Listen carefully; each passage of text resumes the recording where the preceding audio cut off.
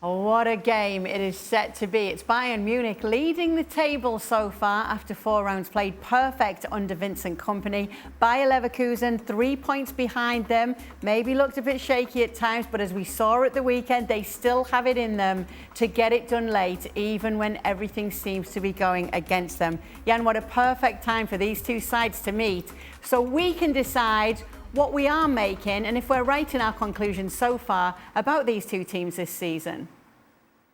Well, I think, first of all, what Kompany has managed to do, yes, he played Holstein Kiel, Zagreb and Bremen in 1 week, 23 the goal difference. So this is not the best oppositions in the world, but you can also look at his stats. They're running more, they are more aggressive, they are more intense in their game.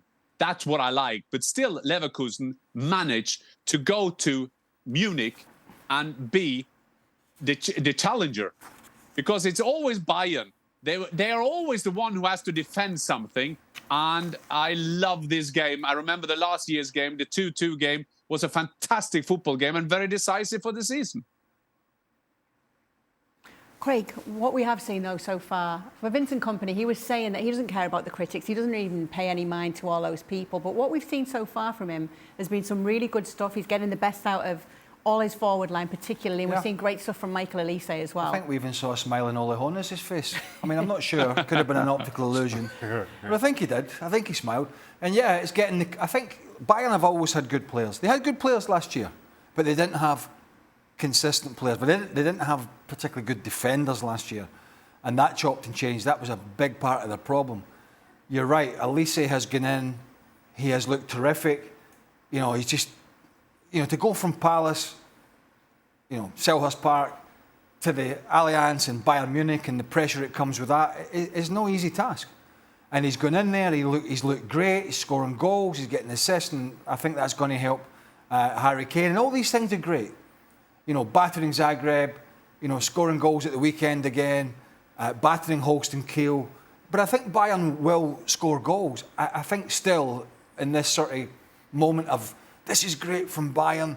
The biggest aspect for me for their season, both domestically and in the Champions League, is going to be how rock solid can he get their defence? Because they're not going to do that to teams every week.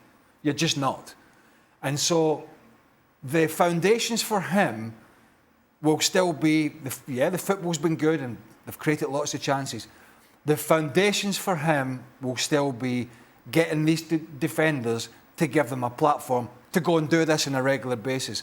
He's yet to prove that. I think I have been thoroughly impressed with everything from Vincent Kompany. And yes, to Craig's point, and I think it was Wolfsburg where they gave up 2, but they got it done.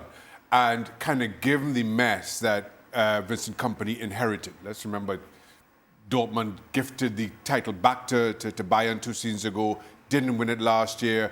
A very experienced manager in Thomas Tuchel somehow couldn't tame that beast.